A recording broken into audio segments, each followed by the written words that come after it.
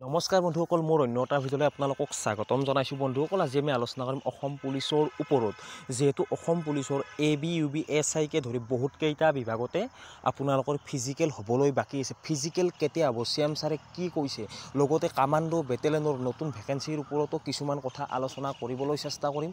আপোনালোকে ভিডিঅ'টো স্কিপ নকৰাকৈ শেষলৈকে সম্পূৰ্ণকৈ চাই থাকক। আৰু মোৰ চেনেলটোত যদি প্ৰথমবাৰ কাৰণে ভিজিট কৰিছে তেতিয়াহ'লে মোৰ চেনেলটো ছাবস্ক্ৰাইব কৰক আৰু কাষত থকা বেল আইকনটো প্ৰেছ কৰক। চাওক বন্ধুসকল, প্ৰথমতে আমি ফিজিকেলৰ বিষয়ে কিছুমান কথা আলোচনা কৰিম। চাওক, যিহেতু CM ছাৰে প্ৰতিখন সভাই সমিতিয়ে এইটো কথাই উল্লেখ কৰি আছে যে জুলাই মাহত তেওঁলোকে অসম পুলিচৰ ফিজিকেল আৰম্ভ কৰিব। জুলাই মাহত আপোনালোকে ভালদৰে জানে যে জুলাই মাহত বোকা বৰষুণৰ লগতে আপোনালোকৰ গৰম, বহুত ৰ'দ দিয়ে আৰু তাৰ ফলত বহুত গৰম হয়। আৰু গৰমটো বেলেগ কথা, বহুত বৰষুণ হয় আৰু বৰষুণৰ ফলত বানপানী আৰু বোকাময় পৰিৱেশ হৈ যায়। তাৰ মাজত আমি এইবাৰ ফিজিকেল দিব লাগিব। যেনেকৈ আপোনালোকে ফৰেষ্ট ডিপাৰ্টমেণ্টৰ টাইমত ফিজিকেল দিছিল, সেনেকুৱা প্ৰচেছতে এইবাৰো আপোনালোকে ফিজিকেল দিব লাগিব। আপোনালোকে সেইটোৱে আপোনালোকৰ বাবে বেয়া খবৰ, কাৰণ যিহেতু আমি ফৰেষ্টত পাছ কৰিব নোৱাৰিলোঁ ভালকৈ, সেইটো একেই পৰিস্থিতি হ'বলৈ গৈ আছে এইবাৰো। যিহেতু জুলাইত ফিজিকেল হ'বলৈ গৈ আছে এবি, ইউবিকে ধৰি এছআইকে, তাত আমি বিশেষকৈ কিছুমান কথা আলোচনা কৰিম। চাওক বন্ধুসকল, মই আগতে আজিৰ পৰা প্ৰায় 4 মাহ 5 মাহ আগতে আপোনালোকক কিছুমান কথা কৈছিলোঁ যে আপোনালোকৰ পদ বৃদ্ধি হোৱাৰ চান্স 100% আছে।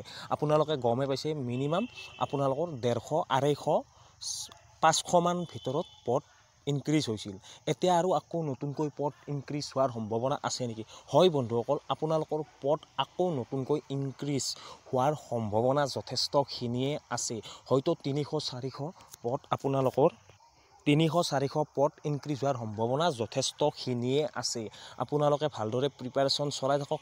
মই বহুতকেইটা ভিডিঅ' বনাইছোঁ, কিন্তু বহুতে নিগেটিভ কমেণ্ট কৰা দেখা গৈছে যে তেওঁলোকে কৈছে যে তোৰ কি হ'ল বোকা বৰষুণত, আমি চাকৰি লাগে। হয়, মই যিহেতু আপোনালোকক ভালৰ কাৰণে কৈছোঁ, যিহেতু সেই পৰিস্থিতিৰ মুখামুখি আমি হৈছিলোঁ যে ফৰেষ্ট ডিপাৰ্টমেণ্টৰ টাইমত কেনেকুৱা পৰিৱেশ হৈছিল। হয়তো তেওঁলোক নতুন ল'ৰা ছোৱালী হ'ব পাৰে, তেওঁলোকৰ অভিজ্ঞতা নাথাকিবও পাৰে অসম পুলিচৰ ইণ্টাৰভিউ দিয়া।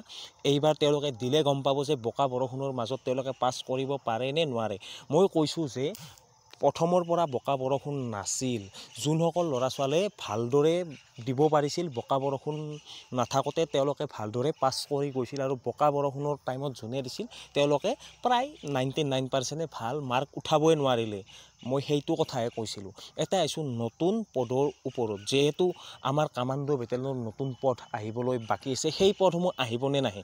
চাওক বন্ধুসকল, যিহেতু 10টা কামাণ্ডো বেটেলিয়নৰ কথা 2022 বৰ্ষৰ বিধানসভাৰ বাজেট অধিৱেশনত উল্লেখ কৰা হৈছিল, কিন্তু এইবাৰ বিধানসভাৰ বাজেট অধিৱেশনত এইটো কথা উল্লেখ কৰা হোৱা নাই যে নতুনকৈ কামাণ্ডো বেটেলিয়নক লৈ তেওঁলোকে কোনো ধৰণৰ মন্তব্য প্ৰদানেই কৰা নাই। বহুতে সুধি আছে যে কেতিয়া আহিব, কেতিয়া আহিব। এতিয়ালৈকে এইটো ক'ব পৰা হোৱা নাই যে কামাণ্ডো বেটেলিয়ন 5টা কেতিয়া আহিব, কিন্তু অহাৰ সম্ভাৱনা আছে। কাৰণ 10টা কামাণ্ডো বেটেলিয়ন 2022 বৰ্ষৰ 2021-22 বৰ্ষৰ বিধানসভাত তেওঁলোকে এইটো উত্থাপন কৰিছিল আৰু বিল পাছ হৈ আহিছিল 10টা কামাণ্ডো বেটেলিয়নৰ। যিহেতু কামাণ্ডো বেটেলিয়ন কেইটা নতুন, তেওঁলোকৰ নতুনকৈ হেডকোৱাৰ্টাৰ বনাই আছে, হয়তো অকণমান দেৰি হ'ব পাৰে, কিন্তু 5টা কামাণ্ডো বেটেলিয়ন আহিব। কাৰণ তেওঁলোকে এটা ফৰ্মুলা বনাইছিল যে এইকেইখন ডিষ্ট্ৰিক্টত ইমান কামাণ্ডো, প্ৰায় অসমৰ বহুতকেইখন ডিষ্ট্ৰিক্টৰ কাৰণে তেওঁলোকে কামাণ্ডো ধাৰ্য কৰিছে। সেই হিচাপত বৰ্তমান আপাৰ আছামৰ কিছু ডিষ্ট্ৰিক্টত তেওঁলোকে কামাণ্ডো বেটেলিয়ন দিছে। নামনি অসমৰো কিছুমান ডিষ্ট্ৰিক্টত তেওঁলোকে কামাণ্ডো বেটেলিয়নৰ নিয়োগ কৰিব। সেই ক্ষেত্ৰত 10টা কামাণ্ডো বেটেলিয়ন লাগিবই, আৰু সেই 10টা কামাণ্ডো বেটেলিয়নৰ 5টা আহিবলৈ বাকী আছে।